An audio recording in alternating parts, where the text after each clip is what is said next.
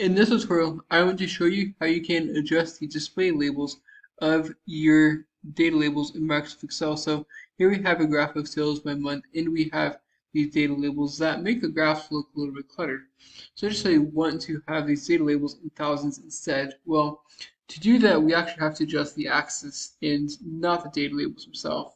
So as you can see, if we go into data labels, right from our data labels, there's nothing that will let us adjust the display units of this.